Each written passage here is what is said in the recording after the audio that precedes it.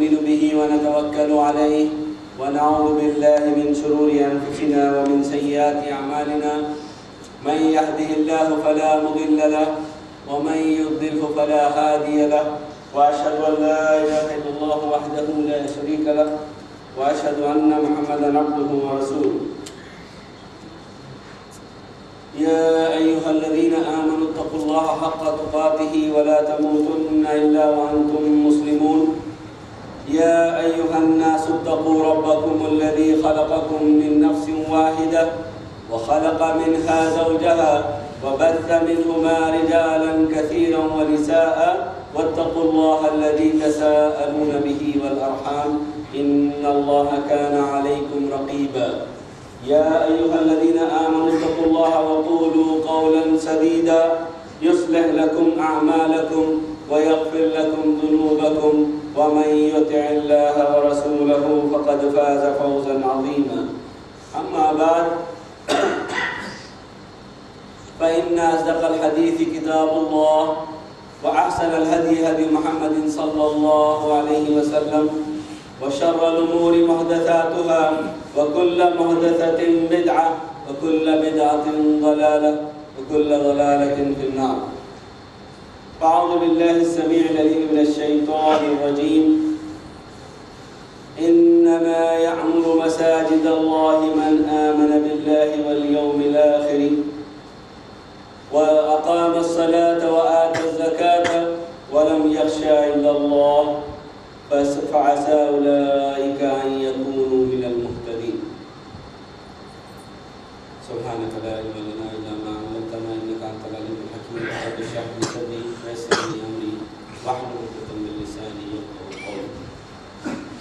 حمد و ثنا کبریائی تمام تعریفیں اس اللہ رب العزت کے لیے لائق و زیبا ہیں جس نے اس تمام کائنات کو وجود بخشا اور اس تمام کائنات کو وجود بخشنے کے بعد اس میں جن مخلوقات کو اس نے پیدا فرمایا ان کے تمام تر زندگی گزارنے اور اپنی دنیا اور آخرت سنوارنے کے تمام تر وسائل اللہ تبارک و تعالیٰ نے مہیا فرمایا.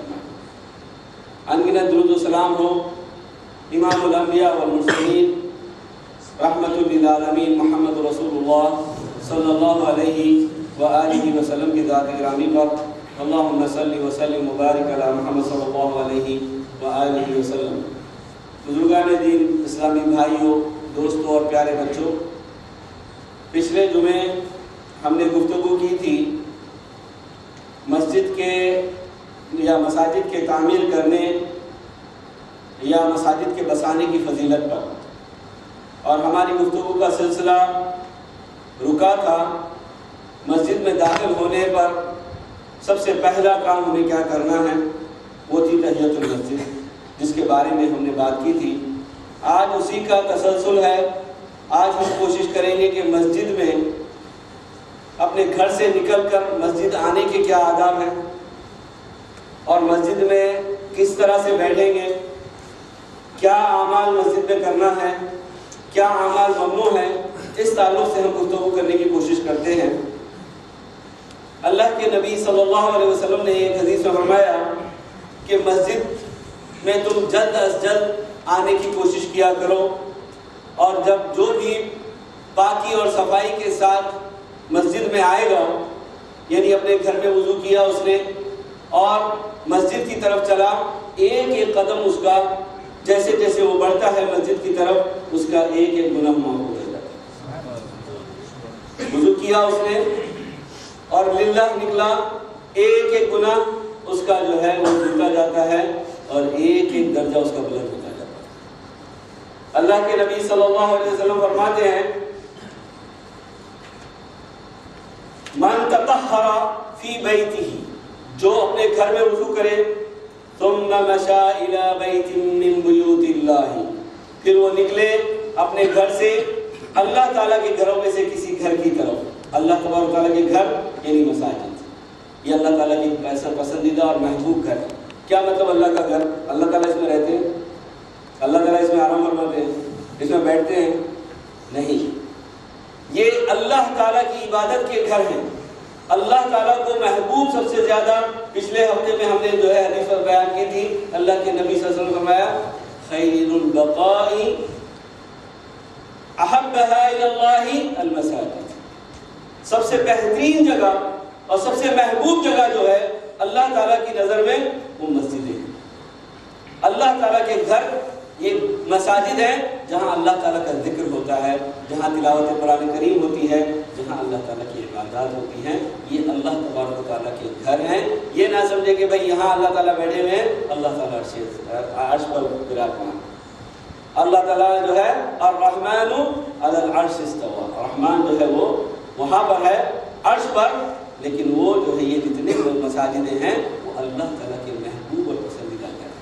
اللہ کے نبی صلی اللہ علیہ وسلم فرماتے ہیں من تطہر فی بیتی، جو اپنے گھر میں پاکی اور صافی اور صفائی اور وضو کر کے نکلا ہے، اور مشى الی بیت من بیوت اللہ، اور اللہ تبارک و تعالیٰ کے گھروں میں سے کسی ایک گھر کی طرف نکلا، لیقضی فریضۃ من فرائض اللہ، تاکہ اللہ تعالیٰ کے ادا کر دے، اللہ تعالیٰ کے جو ہے فرض کیے ہوئے فرائض میں سے، احکامات میں سے، ان فرائض میں سے کسی فریضے کو ادا کرنے کے لیے نکلتا ہے۔ کیا فریضہ ہے یہاں جو پہنچتا ہے؟ یا تو عصر کے لیے نکلا ہے، یا تو ظہر کے لیے نکلا ہے، یا تو فجر کے لیے نکلا ہے، کسی نہ کسی اپنی فرض نماز کے لیے یا فرض عبادات کے لیے وہ نکلا ہے۔ تو کہتے ہیں اللہ کے نبی صلی اللہ علیہ وسلم کانت خطوتاہ احداہما تحت خطیئۃ والاخری ترفع درجہ، تو اس کی ایک ایک خطا جو ہے وہ معاف کر دی جاتی ہے اور اس کا ایک ایک درجہ بلند کر دیا جاتا ہے۔ اسی طرح سے دوسری حدیث میں اللہ کے نبی صلی اللہ علیہ وسلم نے فرمایا من خرج من بیتہ متطہرا، جو بھی اپنے گھر سے پاک صاف ہو کے نکلا، گھر سے وضو کر کے نکلا، الی صلاۃ مکتوبۃ، فرض نماز کی ادا کرنے کے لیے، فَأَجْرُهُ كَأَجْرِ الْحَاجِ الْمُحْرِمِ، اور کما قال علیہ السلام، کہتے ہیں اللہ کے نبی صلی اللہ علیہ وسلم کہ اس کا اجر محرم حاجی کے برابر کا ہے۔ یعنی وضو کر کے گھر سے نکلا ہے فرض نماز ادا کرنے کے لیے، کیا کہتے ہیں اللہ کے نبی صلی اللہ علیہ وسلم کہ وہ جو ہے اس طرح ہے جیسے کہ وہ جو ہے حاجی معتمر جو حج پر گیا ہوا ہے، عمرے اور احرام باندھا ہوا ہے اپنا، اور وہ جیسا محرم ہے، جس طرح اس کا ثواب ہے اس سے ملتا جلتا ثواب اس کو ملے گا۔ تو اللہ تبارک و تعالیٰ کے خزانے میں کوئی کمی نہیں ہے۔ اللہ تبارک و تعالیٰ صرف چاہتے ہیں نیتیں ہماری، اللہ تعالیٰ دیکھتے ہیں ہمارا تقوی، ہمارا اخلاص، ہم واقعی اللہ تعالیٰ سے کتنی محبت کرتے ہیں، وہ ہماری نیتوں اور ہمارے دلوں میں ہوتا ہے۔ ہم اپنی نیتوں سے اور اپنے اعمال سے اللہ کو خوش کرنے کی کوشش کریں گے، اللہ کو راضی کرنے کی کوشش کریں گے۔ اللہ تبارک و تعالیٰ کے خزانے میں کمی نہیں ہے۔ دیکھیے چھوٹی چھوٹی نیکی ہمیں لگتا ہے کہ چھوٹا سا کام ہے، لیکن اللہ تعالیٰ نے ثواب بے حساب رکھا ہے۔ صرف ایک سلام کے بارے میں اللہ کے نبی صلی اللہ علیہ وسلم نے کیا فرمایا، تاکہ کوئی السلام علیکم کہہ دے، اس کو نامہ اعمال میں 10 نیکیاں لکھی گئی۔ کوئی تکلیف ہوئی، کوئی مشکل پیش آئی، کوئی کام کرنا پڑا، کوئی خرچہ دینا پڑا، کچھ نہیں، صرف کیا کیا، السلام علیکم کہہ کے مسکرا کے، بلکہ کسی کو مسکرا کے دیکھ لیا، صدقے کا ثواب۔ اور صدقہ ہم سمجھتے ہیں چھوٹی چیز ہوتی ہے، صدقہ ہم سمجھتے ہیں کہ چھوٹی چیز ہوتی ہے۔ صدقے کے بارے میں آتا ہے کوئی ایک درہم بھی اللہ کی رضا کے لیے صدقہ دیتا ہے، اللہ تبارک و تعالیٰ سے اپنے ہاتھ میں لے لیتا ہے۔ اب اللہ آپ کو اس کو اپنے ہاتھ میں لے لے، آپ نے تو دے دیا، لیکن خلوص نیت سے دیا، اللہ کی رضا کے لیے دیا، اللہ تعالیٰ اسے اپنے ہاتھ میں لے لیتا ہے۔ پھر کرتے کیا ہے اللہ تبارک و تعالیٰ، اسے جنت میں، جو جنت کی زمین زرخیز ہے، اس کے اندر بو دیتے ہیں، اس زمین اس کو بیج بنا کر بو دیتے ہیں، اور اس کی نگہداشت خود اللہ تبارک و تعالیٰ فرماتا ہے، اور اس سے کئی درخت اور کئی کتنی بڑی جنت اس شخص کی بن جاتی ہے، حالانکہ اس نے صرف دل سے ایک ہی درہم دیا ہے۔ تو صدقہ معمولی چیز ہے، اللہ کی راہ میں کچھ بھی خرچ کرنا، یا اللہ کی راہ میں خالی اللہ کی رضا کے لیے کسی کو مسکرا کے دیکھ لینا، یا کسی سے اچھے بول لینا، یہ بھی صدقے کا ثواب ہے۔ اسی لیے کوشش یہ کرے انسان کہ اللہ تبارک و تعالیٰ کو راضی کرتا رہے اور صدقات حاصل کرتا رہے، اور مسجد کے لیے جیسے بتایا کہ صاف ستھرے ہو کر آئیں، اسی طرح اللہ تبارک و تعالیٰ نے فرمایا یا بنی آدم خذوا زینتکم عند کل مسجد، مسجد کی طرف آنا تو پاک صاف اور اپنی زینتوں کو اختیار کر کے آنا۔ پچھلے خطبے میں بات کی تھی ہم نے کہ ہم لوگ مسجدوں میں جب آ رہے ہیں خیال نہیں رہتا کون سا لباس ہم پہن رہے ہیں، کون سا کپڑا ہم پہن رہے ہیں۔ حالانکہ اگر ہم مسجد کے باہر جائیں گے، ہم اچھی طرح سے تیار ہو کے کسی سے ملنے جا رہے ہیں، بازاروں میں جا رہے ہیں تو بڑے اچھے اچھے خوبصورت کپڑے پہن کے جاتے ہیں، لیکن جب اللہ تعالیٰ کے گھر آتے ہیں تو جیسی بھی ٹوپی، جیسا بھی لباس، وہ لٹکا ہوا پہنا ہوا بس اسی طرح سے آ گئے، سمجھتے ہیں کہ اللہ تبارک و تعالیٰ کو دکھانے کی کیا ضرورت ہے، جو حالانکہ اللہ تعالیٰ نے جو نعمتیں دی ہیں، حدیث میں آتا ہے اللہ کے نبی صلی اللہ علیہ وسلم فرماتے ہیں کہ اللہ تبارک و تعالیٰ دیکھنا چاہتا ہے تمہارے اوپر جو نعمتیں اللہ نے تم کو دی۔ اور اسی طرح سے حضرت عبداللہ بن عمر رضی اللہ تعالیٰ عنہ نے اپنے غلام نافع کو دیکھا کہ خلوت میں وہ ایک ہی کپڑے میں نماز پڑھ رہا ہے۔ کبھی کبھی ہوتا ہے کمرے میں پڑھ رہا ہے تو اب وضو کر کے آ گئے اور جو ہے سیدھے سے وہ بنیان پہنی ہے یا جیسا بھی پیجامہ یا لنگی پہنی ہے وہیں پر نماز کے لیے کھڑے ہوئے۔ تو دیکھا عبداللہ بن عمر رضی اللہ تعالیٰ عنہ نے اور نافع سے کہا کہ کیا تم کو میں نے 2 کپڑے نہیں دیے؟ کیا میں نے تمہیں 2 کپڑے نہیں دیے تھے؟ تو کہا ہاں آپ نے مجھے 2 کپڑے دیے تھے۔ تو پھر پوچھا حضرت عبداللہ بن عمر رضی اللہ عنہ نے نافع سے کہ پھر تم کیوں ایک کپڑے میں نماز پڑھ رہے ہو؟ کیا تم بازار کو اسی ایک کپڑے میں جاتے ہو؟ کہا کہ نہیں، میں بازار ایسے نہیں جاتا۔ کہا کہ اللہ تبارک و تعالیٰ، عبداللہ بن عمر کہتے ہیں کہ اللہ تعالیٰ کے لیے زینت اختیار کرنا زیادہ ضروری ہے، اور یعنی اللہ تعالیٰ سب سے زیادہ حقدار ہے اس چیز کو دیکھنے کا، اور ہم کیا کرتے ہیں اللہ تعالیٰ کے گھر میں ایسے ہی آتے ہیں۔ کوشش یہ کی جائے کہ ہم اللہ تبارک و تعالیٰ کی دی ہوئی نعمتوں کو اللہ کے لیے استعمال کریں۔ اسی طرح سے جب مسجد آئیں تو دوڑے دوڑے بھاگے بھاگے نہ آئیں۔ اللہ کے نبی صلی اللہ علیہ وسلم نے منع فرمایا اللہ کے رسول صلی اللہ علیہ وسلم نے اذا توب للصلاة فلا تأتوها وأنتم تسعون وآتوها وعليكم السكينة والوقار فما أدركتم فصلوا وما فاتكم فأتموا فإن أحدكم إذا كان يعمد إلى الصلاة فهو في صلاة رواه مسلم۔ اللہ کے نبی صلی اللہ علیہ وسلم نے فرمایا کہ اگر تم مسجد کے لیے نکلو تو بھاگے دوڑے دوڑے مت آؤ، بلکہ تم جو ہے تمہارے اندر سکینت اور وقار ہونا چاہیے، تمہاری چال میں وقار ہو، نہ کمزور اور مریضوں کی طرح سے جو ہے بالکل لٹکتے آ رہے ہیں اور نہ ہی جو ہے بھاگے بھاگے آ رہے ہیں، ایک وقار کی چال چلو، مومن وقار والا ہو اور سکون تسکین سکینت اختیار کرو۔ بھاگے بھاگے اور ہرولہ ایک دم جو ہے ہوتا کیا ہے، جب اقامت ہوتی ہے اذان ہو رہی ہے تو تیاری نہیں ہوتی، یہ اذان سے پہلے تیار ہونا چاہیے تھا، کوشش کرنا چاہیے تھا کہ مسجد میں پہلے سے پہنچ جاتے۔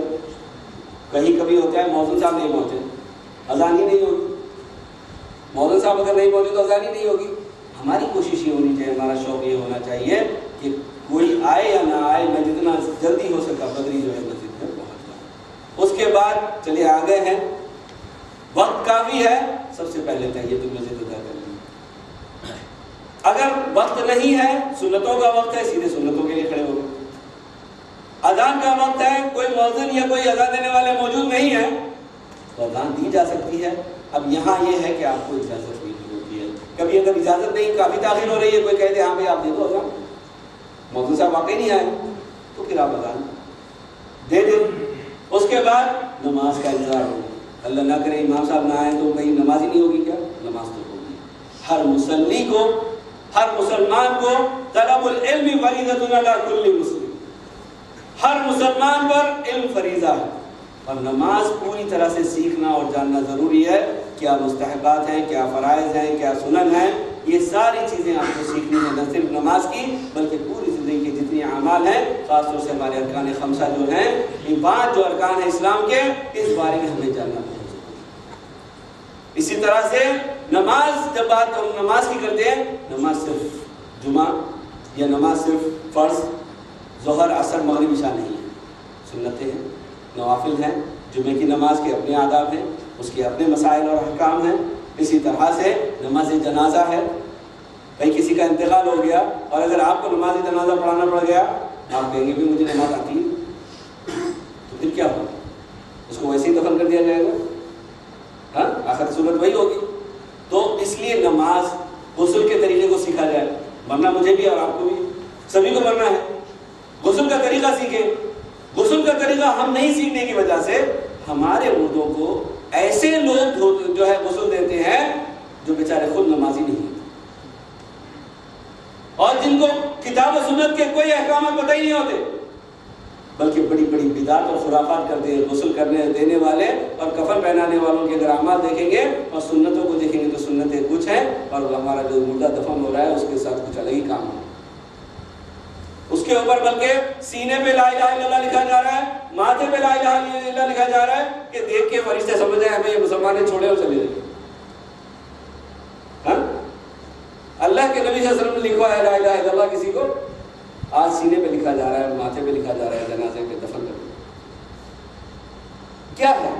یعنی فرشتہ آئے، فرشتہ تو سوالات کرے گا، اب کچھ بھی ہوگا. ہاں، مان لو میں دینوں کا، آپ کے رب کون ہے آپ کا؟ ہم کہیں گے جس کو نہیں معلوم، جو اللہ تعالیٰ پر صحیح معنوں میں یقین اور اعتماد نہیں رکھتا تھا، صحیح طرح سے عمل نہیں کرتا تھا، ہاں لا ادری کہہ دے. جانتا ہے کہ اللہ ہے، ہاں لوگ کہتے تھے اللہ ہے، میں بھی کہتا تھا اللہ ہے، مجھے نہیں معلوم میرا رب کون ہے. لیکن جس کا اعتماد، جس کا یقین، جس کا ایمان اللہ تعالیٰ پر مضبوط اور پکا ہوگا، اللہ تعالیٰ کے احکامات پر چلتا رہا ہوگا، نمازوں کی پابندی کرتا رہا ہوگا، انشاءاللہ وہ کہے گا میرا دین اسلام ہے اور میرے نبی محمد ہیں صلی اللہ علیہ وسلم. سارے سوالات میں وہ کامیاب ہوتا چلا جائے گا.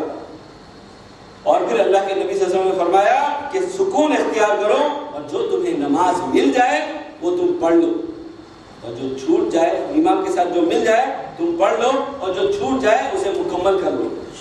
اور جو شخص نماز کے ارادے سے پکا نکلا ہے، وہ راستے میں داخل ہوئی ہے، ٹریفک میں داخل ہوئی ہے، پیدل آتے ہوئے داخل ہوئی ہے، کسی بھی طرح سے دیر ہوئی ہے، وہ نماز کی حالت میں، وہ نماز کی حالت میں. نبی صلی اللہ علیہ وسلم فرماتے ہیں کہ وَمَا فَاتَكُمْ وَأَتِمُّوا فَإِنْ أَحَدَكُمْ إِذَا كَانَ يَعْمِدُ إِلَى الصَّلَاةِ فَهُوَ فِي صَلَاةٍ. اگر اس نے پکا ارادہ کیا ہے، وہ اس ارادے سے آیا ہے کہ میں نماز پڑھوں گا مسجد میں، وہ جو ہے اب راستے میں آ رہا ہے، تاخیر ہو گئی مسئلہ نہیں ہے، وہ مسجد وہ نماز ہی کی حالت میں. اسی طرح سے اللہ کے نبی صلی اللہ علیہ وسلم نے ایک اور حدیث میں فرمایا کہ کوئی اگر نماز کے لیے آئے تو درمیان میں جب نماز کے لیے نکلے تو درمیان میں اپنی انگلیوں میں اس طرح سے ہاتھ نہ ڈالے. وضو میں تو خلال کی اجازت، خلال کا سنت اللہ کے نبی سے ثابت ہے. وضو کے دوران جب نکلے اب ایسے کر کے بیٹھے ہیں، ایسے کر کے ہاتھ ڈالے ہیں، اللہ کے نبی نے منع فرمایا ہے. کہا کہ اذا توضأ احدكم فاحسن الوضوء ثم خرج عامدا الى المسجد فلا يسبقن يديه فانه في صلاه. رواه ابو داؤد.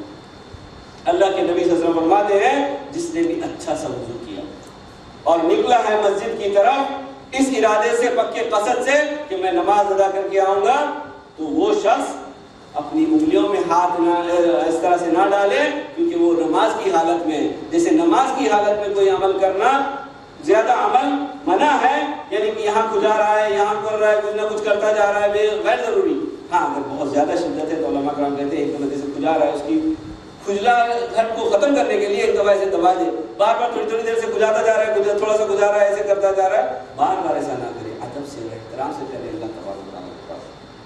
اللہ تعالیٰ کی کہ حضور آپ آئے ہو، آپ ادب اور احترام سے ٹھہرو. کوشش یہ کرو کہ بالکل خاموشی کے ساتھ اور بالکل تواضع اور خشوع کے ساتھ نماز کو ادا کرو. لیکن کبھی اگر ایسا ہو جائے بہت زیادہ بے چینی ہو رہی ہے، ایسا نہیں ہے کہ بالکل کھجا ہی نہیں سکتا، لیکن عادت بنا لی ہے بس تھوڑی تھوڑی دیر سے بس ایسے ایسے ایسے ایسے نماز پڑھ رہا ہے، پھر ایسے ایسے ایسے ایسے کہیں ایسے اننیسیسری کچھ بھی نہیں، بس ایسے ہی عادت بنی ہوئی. یہ آداب کے خلاف ہے. تو اب انگلی میں ایسے ایسے ہاتھ ڈال کے کھڑے ہوئے ہیں، ایسے ہاتھ ڈال کے آ رہے ہیں. اللہ کے نبی صلی اللہ علیہ وسلم کی یہ تعلیم کا مطلب یہ ہوتا ہے کہ اللہ کے رسول فرمائے کوئی بھی بے جا عمل مت کرو. نماز کی حالت میں ہو تم، اگر مسجد سے گھر سے نکلے ہو مسجد کے لیے نماز کے ارادے سے، اب تم نماز کی حالت میں ہو، اب تم بیکار فضول باتیں مت کرو. بیکار باتیں راستہ تمام گالیاں دیتے ہوئے آتے رہتے. پھر جیسے مسجد کے دروازے پہ ٹھہرتے کسی کو ایک آدھ گالی دیا، ایک آدھ مارا، اس کے بعد مسجد داخل ہو کے نماز پڑھو. کوشش یہ کی جائے کہ ان عادتوں سے اپنے آپ کو بچایا جائے.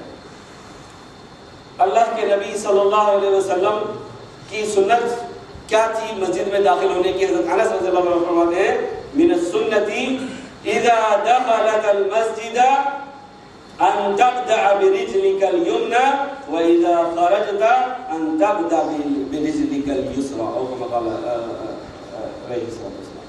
کہتے ہیں عبداللہ انس بن مالک رضی اللہ تعالیٰ عنہ کہ اللہ کے رسول صلی اللہ علیہ وسلم مسجد میں داخل ہوتے تھے تو ہم جو ہے داہنا پیر ڈالتے تھے. تو کوئی بھی اگر جائے مسجد میں تو پہلے داہنا پیر ڈالے اور باہر نکلے تو پہلے بایاں پیر, الٹا پیر.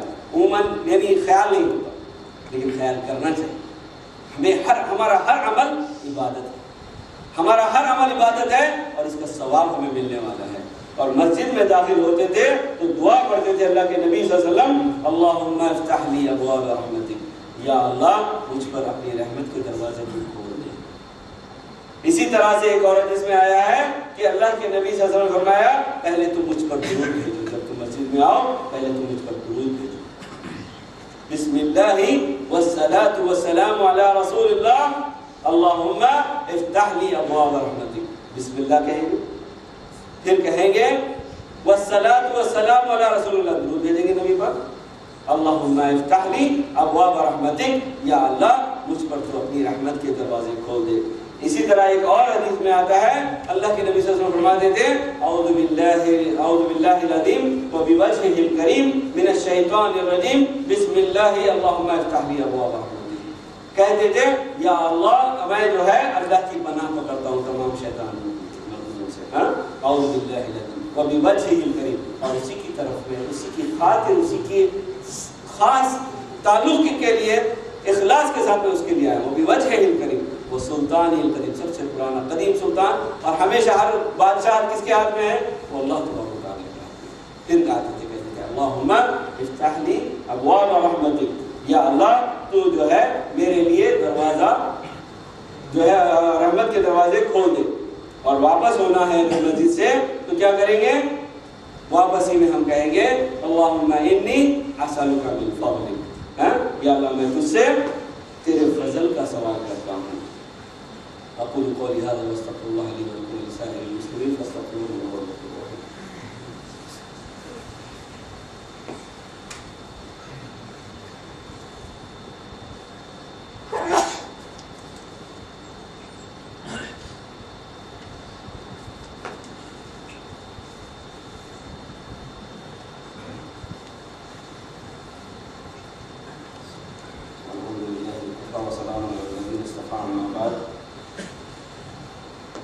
مسجد میں آنے کے بعد اللہ کے نبی صلی اللہ علیہ وسلم صفوں کے درست کرنے کے لیے مختلف الفاظ سے جو ہے حکم دیا کرتے تھے. جیسے کہتے تھے سووا صفوفکم فإن تسویۃ الصف من تمام الصلاۃ, اپنی صفوں کو تم درست کرو کیونکہ صفوں کا درست کرنا نماز کو درست کر لینے سے. اسی طرح سے اللہ کے نبی صلی اللہ علیہ وسلم فرماتے تھے کہ اپنی صفوں کا بہت خیال رکھو. ایک حدیث میں آپ صلی اللہ علیہ وسلم نے فرمایا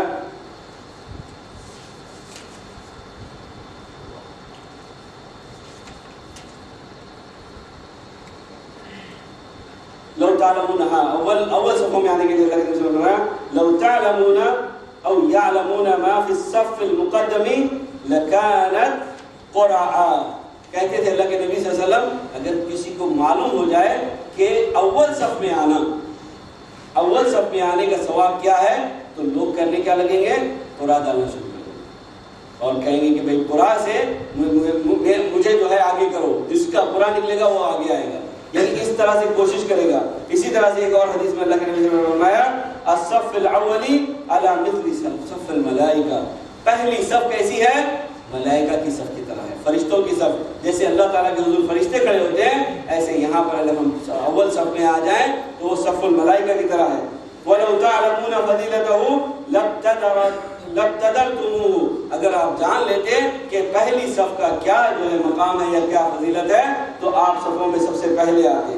اسی طرح سے اللہ کے نبی صلی اللہ علیہ وسلم نے فرمایا تقدموا, اے لوگوں آگے بڑھو, فَأَتَمُّوا بِي وَلْيَأْتِكُمْ بِكُمْ مَنْ بَعْدَكُمْ, اور میرے قریب ہو جاؤ, تم لوگ آگے بڑھو اور میرے سے قریب ہو جاؤ, قریب قریب مل کے کھڑے ہو جاؤ اور تمہارے بعد جو آئیں وہ تم سے مل کے کھڑے ہو جائیں. پھر اللہ کے نبی صلی اللہ علیہ وسلم نے فرمایا لا یزال قوم یتأخرون حتی یؤخرهم اللہ، لیکن بعض لوگ ایسے ہیں جیسے دور دور کھڑے رہنے اور بیٹھنے کے عادی ہوتے ہیں، دور دور کھڑے ہونے کے عادی ہوتے ہیں، دور دور ہٹ کے کھڑے ہونے والے ہوتے ہیں. کہتے ہیں اللہ کے نبی صلی اللہ علیہ وسلم اس طرح سے آگے پیچھے ہوتے رہتے ہیں کہ اللہ تبارک و تعالیٰ انہیں بالکل پیچھے ہی کر دیتا ہے اپنی رحمت سے. اگر اللہ کی رحمت چاہیے تو آپ قریب ہو جائیں اور صفوں میں جو ہے مل جل کے کھڑے رہیں. اسی طرح سے اللہ کے نبی صلی اللہ علیہ وسلم نے کہا تحیۃ المسجد کے تعلق سے اذا دخل احدکم المسجد فلا یجلس حتی یصلی رکعتین، جب تک کہ تم مسجد میں 2 رکعت نہ پڑھ لو تم بیٹھو نہیں. یہ اللہ کے نبی کا حکم ہے. ایک تو یہ مسجد کا حق ہے، دوسرے نبی کریم صلی اللہ علیہ وسلم کا یہ حکم ہے. اور اگر ہم عدل حکمی نہیں کریں گے، نبی کا فرمان اکثر لوگوں کو دیکھا جاتا ہے پہلے آتے بیٹھ جاتے پھر اٹھ کے 2 رکعت پڑھتے، حتیٰ کہ اللہ کے نبی صلی اللہ علیہ وسلم ایک دن کھڑے ہوئے مسجد میں خطبہ دے رہے ہیں، ایک صحابی رسول آئے اور بیٹھ گئے. اللہ کے نبی صلی اللہ علیہ وسلم نے پوچھا اصلیت؟ قال لا، کہا اللہ کے نبی صلی اللہ علیہ وسلم نے کیا تم نے نماز پڑھ لی ہے؟ کہا نہیں. قال فصلی رکعتین، اٹھو اور 2 رکعت نماز پڑھنا. یعنی وہ شخص آ کے بنا اس کے بیٹھ گیا، اللہ کے نبی صلی اللہ علیہ وسلم نے خطبہ روک دیا اور کہا کہ تم 2 رکعت نماز پڑھ کے بیٹھو. اور ایک اور دوسری حدیث میں 2 رکعت ہلکی پڑھو. 2 رکعت ہلکی نماز کم سے کم آپ جو ہے اگر خطبہ بھی چل رہا ہے تو پڑھیں گے.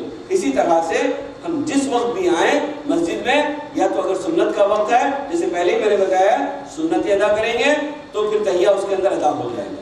اور اگر سنت کا وقت نہیں ہے، ابھی تو سنت یا کسی بھی نماز میں اگر سنت ہے آپ سمجھتے ہیں کہ موقع سنت نہیں ہے، غیر موقع سنتیں موجود ہیں تمام نمازوں میں جہاں تک ہے، لیکن پھر بھی اگر آپ آئے ہیں صرف ذکر و اذکار کے لیے، تلاوت قرآن کے لیے، بیٹھنے کے لیے آئے ہیں تو آپ جس وقت میں بھی آئیں بیٹھیں. حتیٰ کہ صحابہ کرام کا عمل تھا عصر اور مغرب کے درمیان اللہ کے نبی صلی اللہ علیہ وسلم سے دوسری نوافل ثابت نہیں ہے. عصر اور مغرب کے درمیان دیگر نوافل نبی سے ثابت نہیں ہے. لیکن تحیۃ المسجد اور اگر کوئی جیسے طواف کرتا ہے، عمرہ کرتا ہے اور طواف کی 2 رکعت جو نفل ہے اگر وہ پڑھتا ہے تو اس کے اندر کوئی حرج نہیں ہے. تمام اہل علم اس میں اتفاق. ہم لوگ کرتے کیا ہے، آ گئے ہیں بیٹھ جائیں گے، مسجد کا حق ادا نہیں کیے اور نبی کے فرمان کا بھی ہم نے خیال نہیں کیا. پہلے بیٹھ جاتے سوچتے ہیں کہ اب عصر اور مغرب کے درمیان بلا شبہ دیگر سنتیں اور نوافل نہیں، جیسے ظہر کے بعد آپ کثرت سے 2 رکعت کر کے جتنے چاہیں پڑھتے تھے. لیکن اگر باقی جس وقت بھی آپ مسجد میں آئیں نبی کے حکم کے مطابق 2 رکعت آپ پڑھیں گے اور پھر مسجد میں ہم بیٹھیں گے. یہ اللہ کے نبی صلی اللہ علیہ وسلم کے فرمان کے مطابق. اسی طرح سے اللہ کے نبی صلی اللہ علیہ وسلم نے فرمایا الدعاء بین الاذان والاقامۃ مستجاب فادعوا. اللہ کے نبی صلی اللہ علیہ وسلم نے فرمایا اذان اور اقامت کے درمیان کا جو وقت ہے وہ قبولیت دعاؤں کا وقت ہے. اس لیے جو موقع پاؤ تو تلاوت کرو یا دعائیں کرو، خوب اللہ تبارک و تعالیٰ سے دعائیں کرو، جو مانگنا ہے مانگو، یا پھر تلاوت اور ذکر و اذکار میں رہو تاکہ اللہ تبارک و تعالیٰ یعنی اس میں آپ ذکر میں لگے رہیں گے. یہ وقت اتنا قبولیت کا ہے، جو بھی آپ کہو گے حتیٰ کہ آپ نے مانگا یا نہیں مانگا آپ اللہ کے ذکر میں ہیں یا درود میں ہیں، درود شریف آپ پڑھ رہے ہیں، آپ جو ہے ذکر و اذکار کر رہے ہیں، اللہ تبارک و تعالیٰ آپ کے تمام مسائل حل کر دیں گے. اور جو مانگنا ہے مطالبہ کرتے جائیں. اللہ تعالیٰ غفور رحیم ہے، اللہ تبارک تعالیٰ خوب نوازنے والا ہے. آپ اس سے جتنا چاہیں مانگتے جائیں اللہ تبارک تعالیٰ سے. اللہ کے نبی صلی اللہ علیہ وسلم کی وہ حدیث جو میں بتا رہا تھا کہ صفوف کے بارے میں اللہ کے نبی صلی اللہ علیہ وسلم نے ایک حدیث میں کہا اقیموا الصفوف وحاذوا بین المناکب. اپنی صفوں کو درست کر لو اور اپنے کندھوں کو جوڑ لو، کندھوں کو ملا لو، کندھوں کے درمیان میں جگہ نہیں رکھو. وسد الخلل، اور خلل کو ختم کر دو. ولا تذروا فرجات للشیاطین، اور کہا اللہ کے نبی صلی اللہ علیہ وسلم نے شیطان کے لیے جگہ درمیان صفوں میں مت چھوڑو. تو کوشش یہ کی جائے کہ اللہ کے نبی صلی اللہ علیہ وسلم کی تعلیمات کے مطابق ہم کوشش کریں کہ ملتے رہے جو ہے اپنی صفوں کو جوڑ کے رکھیں. اسی طرح اللہ کے نبی صلی اللہ علیہ وسلم نے فرمایا ومن وصل صفا وصلہ اللہ، جس نے صف کو جوڑے رکھا اس نے اللہ کو جوڑ لیا یا اللہ اس کو جوڑ کے رکھے گا. ومن قطع صفا قطعہ اللہ، جس نے صفوں میں توڑ پیدا کر دی، درار پیدا کر دی، اللہ تعالیٰ اس کو توڑ دے گا. اور اگر اللہ توڑ دے میرے بھائی تو پھر کون ہے توڑنے والا؟ دل ہمارے کیوں نہیں جڑے ہوئے ہیں؟ ہم دیکھتے ہیں بازو کھڑے رہ کے نماز پڑھتے ہیں، باہر نکلتے ہیں ایک دوسرے کو گالی دیتے ہیں، بازو کھڑے کے نماز پڑھتے ہیں اور ایک دوسرے سے محبت نہیں ہے. کیوں؟ وہ سنتیں یا وہ اعمال جو ہمیں بتائے گئے ہیں ہمیں اس کے بارے میں علم نہیں یا معلوم ہوتے ہوئے ہم اس کے اوپر عمل نہیں کرتے، اور جو ہے اس طرح سے ہم زندگی گزار رہے ہیں کہ بھئی کچھ نہیں، کوئی بات نہیں، بس نماز پڑھنا کافی ہے، کیسی پڑھنا ہے وہ مسئلہ نہیں، بلکہ اللہ کے رسول اللہ تبارک و تعالیٰ نے کہا وَإِن تُطِيعُوهُ تَهْتَدُوا، نبی کی اتباع کرو گے تو تم کو ہدایت ملے گی۔ ہدایت ملے گی کب؟ جب نبی کی اتباع کرو گے۔ اسی طرح سے اللہ تبارک و تعالیٰ نے فرمایا وَأَطِيعُوا الرَّسُولَ لَعَلَّكُمْ تُرْحَمُونَ، اور تم اطاعت کرو رسول کی تاکہ تمہارے اوپر رحم کیا جائے۔ مَن يُطِعِ الرَّسُولَ فَقَدْ أَطَاعَ اللَّهَ، جس نے رسول کی اطاعت کر لی بس اس نے اللہ کی اطاعت کر لی۔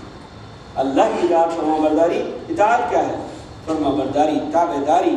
آپ اللہ اور اس کے رسول کی تابع داری جتنی کرو گے اللہ کے اتنے محبوب بندے بنو گے، اور پھر آپ کو نہ دنیا کی فکر کرنے کی ضرورت ہے نہ آخرت کی، سارے آپ کے مسائل انشاءاللہ حل ہوں گے۔ اور اللہ تعالیٰ سے دعا ہے جو کچھ کہا یا سنا گیا ہے اللہ تبارک و تعالیٰ اپنی بارگاہ میں قبول فرمائے خالص بوجہ اللہ، اور جو خطائیں یا کوتاہیاں ہم سے ہو رہی ہیں اللہ تبارک و تعالیٰ معاف فرمائے، علمی یا عملی کوتاہیاں یا سستیاں جو ہم سے ہو رہی ہیں یا اللہ تو سے معاف فرما، اور ہمیں آج سے نماز کا پابند بنا، ہمیں نماز کا پابند بنا دے، ان مسجدوں کا احترام کرنے والا بنا دے۔ مسجدوں میں جائز یا ناجائز کسی بھی طرح سے کوئی آوازیں بلند نہیں کرنا، اللہ کے نبی صلی اللہ علیہ وسلم نے منع فرمایا ہے آوازوں کو بلند کرنے سے، تب کوئی بھی مسئلہ ہو مساجد میں۔ یا رب العالمین ہمیں مساجد کے احترام کی توفیق عطا فرما، یا رب العالمین ہماری خطاؤں اور گناہوں کو معاف فرما، ہم سب کو موحد اور متبع سنت بنا دے، ہم سب کو کتاب و سنت پر چلنے والا بنا دے۔ اللہ تبارک تعالیٰ کا ارشاد ہے ان اللہ و ملائکتہ یصلون علی النبی یا ایھا الذین آمنوا صلوا علیہ وسلموا تسلیما اللهم صل علی محمد وعلی آل محمد کما صلیت علی ابراہیم وعلی آل ابراہیم انک حمید مجید اللهم بارک علی محمد وعلی آل محمد كما باركت على إبراهيم وعلى آل إبراهيم إنك حميد مجيد وارض اللهم عن الخلفاء الراشدين أبي بكر وعمر وعثمان وعلي اللهم اغفر للمؤمنين والمؤمنات والمسلمين والمسلمات الأحياء منهم والأموات اللهم اغفر لنا وارحمنا ربنا آتنا في الدنيا حسنة وفي الآخرة حسنة وقنا عذاب النار ربنا لا تؤاخذنا إن نسينا أو أخطأنا ربنا ولا تحمل علينا إصرا كما حملته على الذين من قبلنا ربنا ولا تحملنا ما لا طاقة لنا به واعف عنا واغفر لنا وارحمنا أنت مولانا فانصرنا على القوم الكافرين عباد الله رحمكم الله إن الله يأمركم بالعدل والإحسان وإيتاء ذي القربى وينهى عن الفحشاء والمنكر والبغي يعظكم لعلكم تذكرون واذكروا الله يذكركم